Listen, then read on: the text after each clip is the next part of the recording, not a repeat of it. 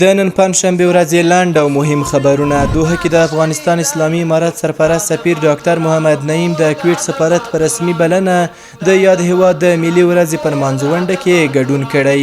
یاده غونډه کې د قطر هیواد د لوړپوړیو چارواکو په ګډون د بهرنیو هیوادونو او ټولنو سفیرانو او استازو هم ګډون درلود.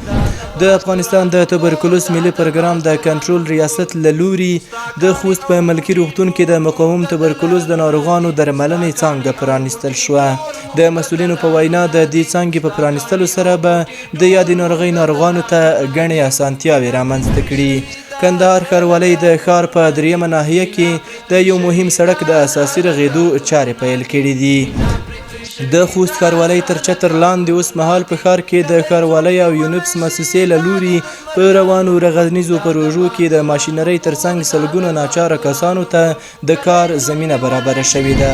د کور او ښار جوړونې وزارت د کابل د نوي ښار په پروژه کې پر 100 جریبه ځمکه د یو معیاري طبي کمپلیکس جوړولو خبر ورکړی دی. د ننګرهار ولایت سپینغر ولسوال محترم مولوي حفیظ الحق عمر سره د ډي آر سي مؤسسې مسؤلینو په ناسته کې وویل چې په دې ولسوالۍ کې د سروې په ترڅ کې 10 تخریب شوي کورونه په نښه کړي چې ډیر ژر به یې د رغونې چارې پیل شي. د کندهار د قانون او صنایعو خونې مسؤلین وایي دی ولایت کې 100 کارخانې فعالیت کوي چې په مستقیم او غیر مستقیم ډول 100,000 کسانو ته پکې د کار زمینه برابره شوې ده. د ټولګټو سرپرست وزیر محترم ملا محمد عیسی ثانی د دې وزارت د یو پلاوي په مشرۍ نیمروز او هلمند ولایتونو ته سفر کړی.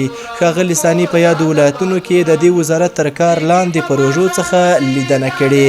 دوه الماني شرکتونو د اوبو او انرژۍ په برخه کې د پانګونې راجلبولو ته لیوالتیا ښودلې ده. د اوسپنې پټلۍ ملي اداره وایي چې اقتصادي معاونیت د خواف هرات د اوسپنې پټلۍ د 4مې قطعې د 2مې برخې 40 کیلومتره پروژې د مالی تمویل او تدارکاتي چارو د پیل وړاندیز طرحه منظوره کړه او د راتلونکي کال په پیل کې به یې چارې پیل شي.